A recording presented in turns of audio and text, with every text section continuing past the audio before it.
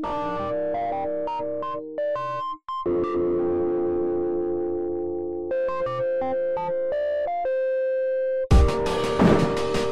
you weren't living your most authentic life, where were you at mentally? What was it like? To be honest with you, I don't think I've ever lived an inauthentic life. I think I lived true to who I was at that time, but I wasn't necessarily aware of who I really was. So that may not make a lot of sense, but the way I think about it is, at that time, I was being true to who I thought I was. And who I thought I was, there was some authenticity to it, but there also was a lot of influence from outside world. Parents, teachers, who I'm supposed to be, the path you're supposed to go. I was living a true version of myself in that world. And what I didn't realize back then was like who I really am. So the difference between me today and me back then is not that I'm being more who I am, it's me knowing more of who I am. So back then, I would not have told you I was unhappy. You think back to the first, I think it was the first Keep Pursuing talk, and I had that picture where I'm having the suit on and my hair doesn't look like me and I'm making this face. Like, I wasn't unhappy then.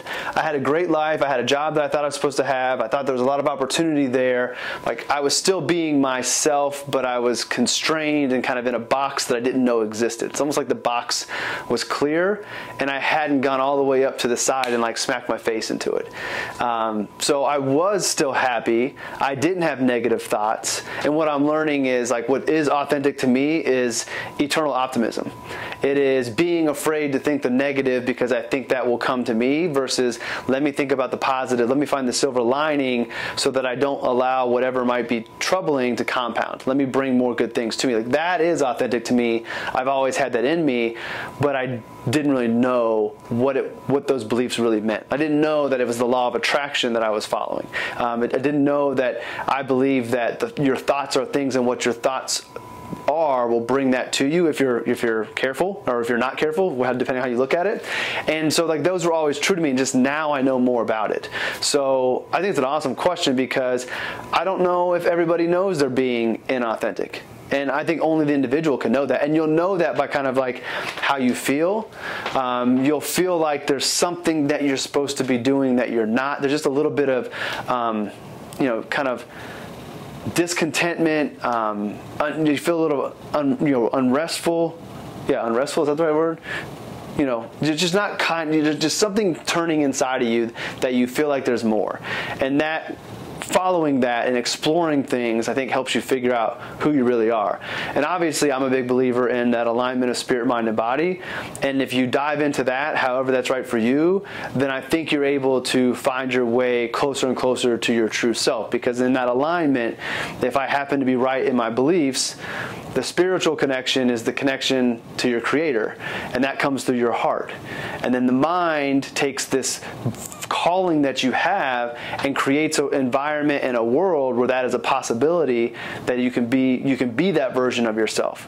So however you want to find that alignment, I encourage you to do that, because with that alignment, I think it becomes more clear who you are. You touch base with who you really are and who you're supposed to be, and then now you can start to tap into your true authentic self and know who you are.